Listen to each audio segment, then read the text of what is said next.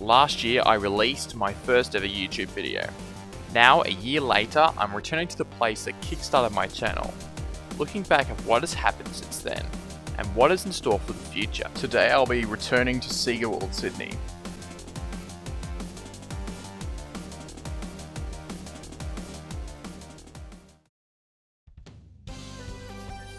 It's been over a year since I started YouTube, something I've wanted to do since I was a young kid. And in the middle of 2017, I decided to finally commit to a YouTube channel making unique content. My first piece of content would be covering a place that I was personally interested in, Sega World Sydney. In November of 2017, my first video, Abandoned Sega World Sydney, was released, after months upon months of development. This video was originally a culmination of years of research, fueled by over a decade of my personal interest in Sega World. Despite being a video covering such an obscure and short-lived place, this video has now achieved over 13,000 views and has been a crucial factor in a resurgence in interest for Sega World. The year 2018 alone has been the single largest year for the preservation of the history of Sega World that I have personally seen since the park closed its doors in 2000.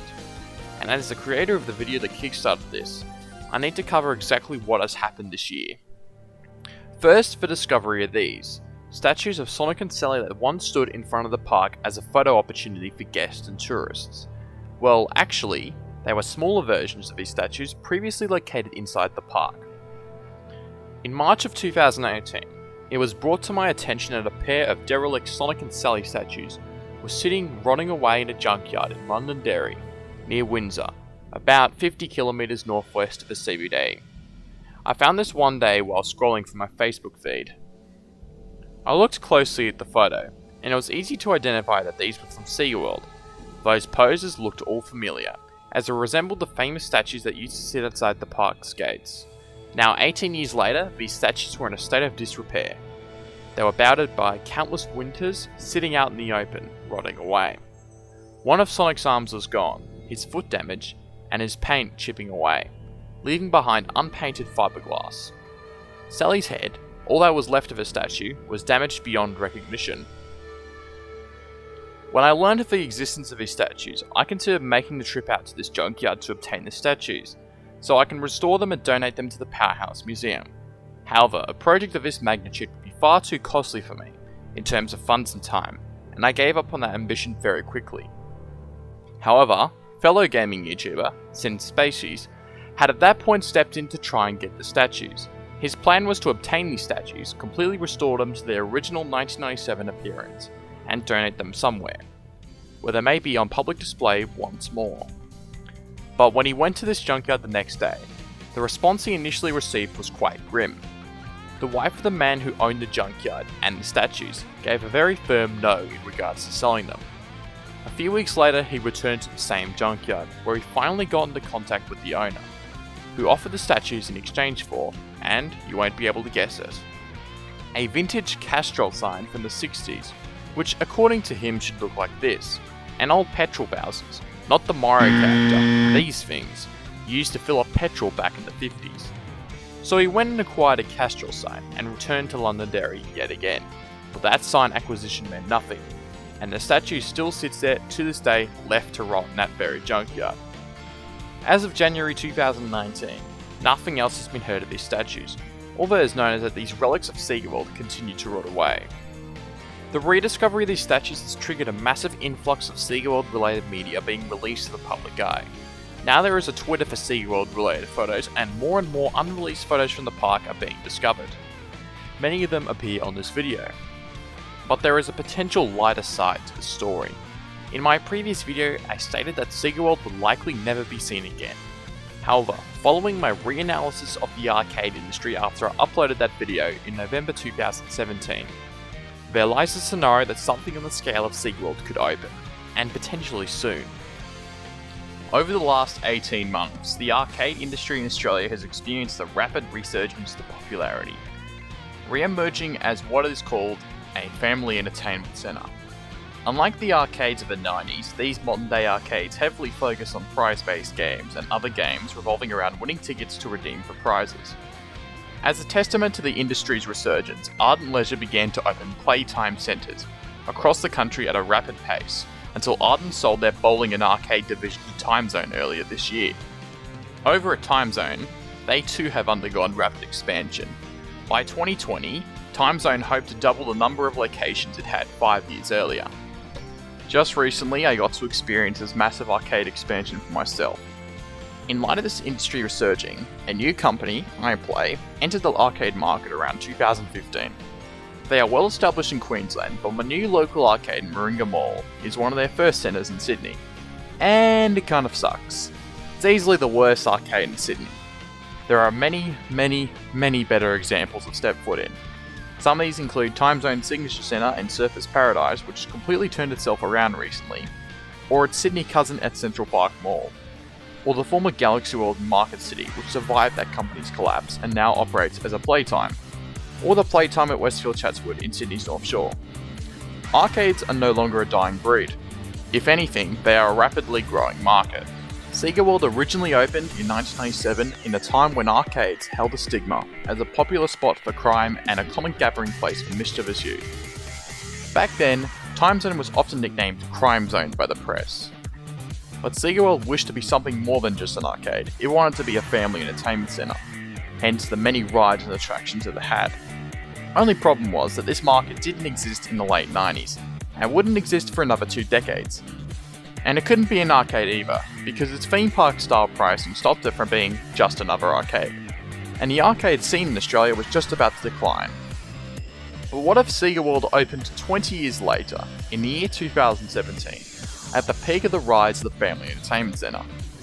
I'm going to make a big call here. It would be extremely successful. Why? Sega World was one of the earliest examples of a family entertainment centre. There were many different games for people to play on, including large attractions such as roller coasters, VR experiences, and interactive ghost trains, but have still yet to be seen in Australia since Sega World closed in 2000. In fact, Rail Chase still remains the latest roller coaster to be built in Sydney. The current family entertainment centre market is rapidly growing. Revenues at Timezone's flagship Surfers Paradise Centre has been at an all-time high since the centre opened its doors in 1995. Eventually, the rapid rise of these family entertainment centres mean that someday, some company will take their slice of the pie and build something bigger and better than the rest. Exactly what happened when PBL and Sega attempted to enter the market. Intensity and Sega World centres were much larger than most Timezone arcades back then. Going back to the family entertainment centres, this new generation of arcades is now focused on having fun with friends and family, rather than playing the latest Street Fighter or Mortal Kombat machines, as it was in the 90s.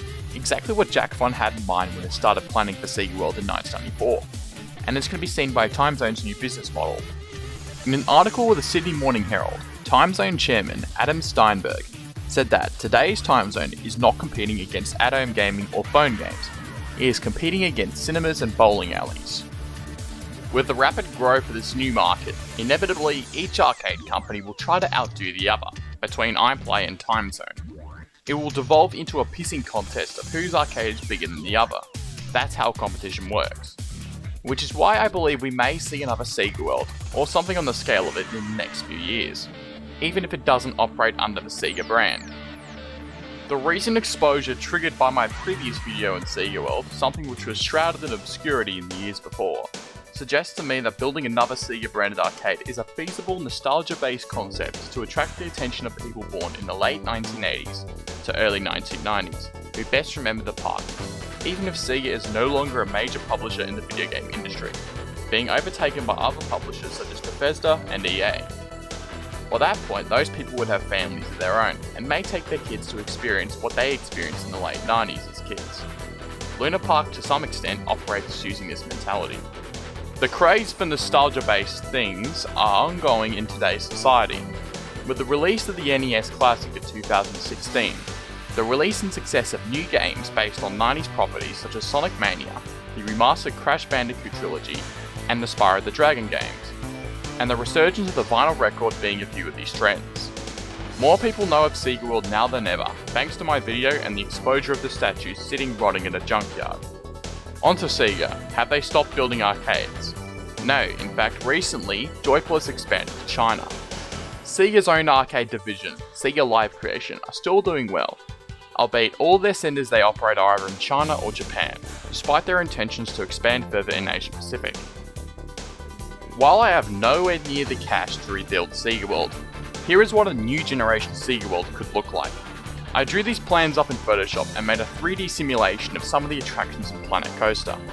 If Sega World was built in the year 2018, I would go for a 2-level centre, with arcade games on the bottom floor and major attractions at the top, with some taller attractions sharing both levels. The park's signature attraction would be a custom-built Gerstlauer Infinity Coaster, either themed to the Sonic games or named Rail Chase after the original ride. The ride would be thrilling enough to draw thrill seekers into the park, and the ride's layout has enough breathing room to integrate potential interactive or VR elements.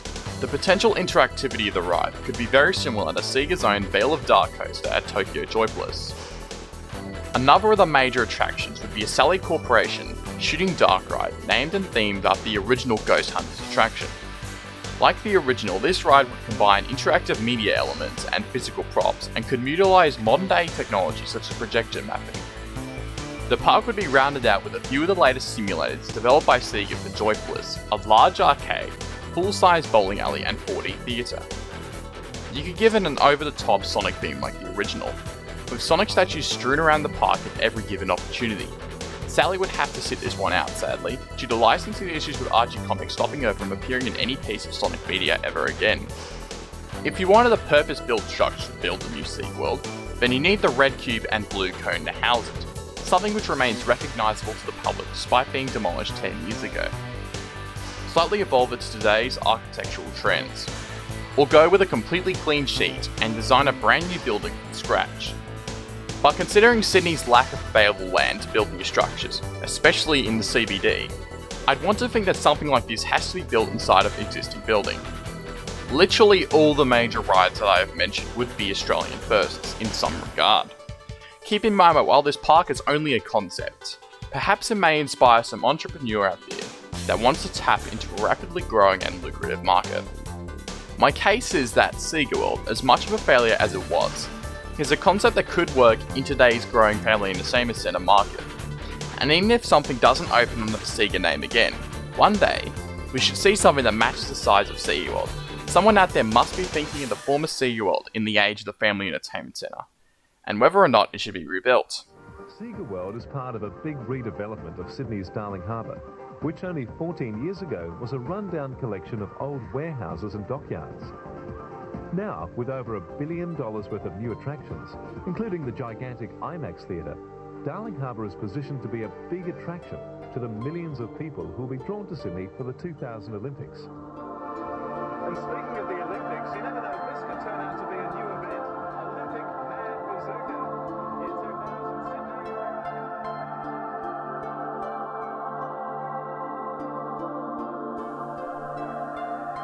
And that's the update. My channel's now entering its second year, and it'll be a huge one. In September of 2018, I graduated from high school. A month later, I finished my final exams. In the months before, I really barely had any time for YouTube, but now I've got all the time in the world to make videos. And after a small brief break in December of this year around the Christmas period, video production, it's a full swing, completely full swing. This video is the first of many more to come. And in my opinion, I consider these videos that are going to be coming better produced than my previous videos. If you look at this, you can see how far I've come from the Sega World 1 video. I had a really bad microphone, and I was often like stuttering myself in the script. And the video production quality wasn't really that great. It was constantly like harsh cut between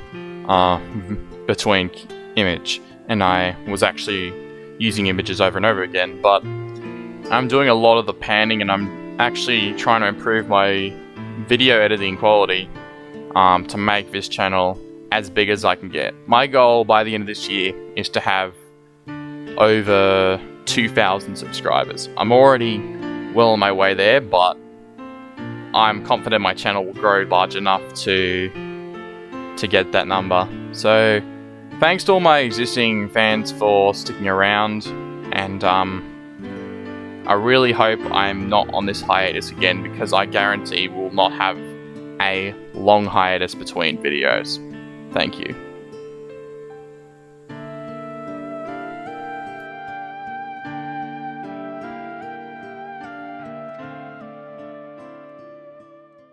Hey guys, thanks for watching this video all the way to the end.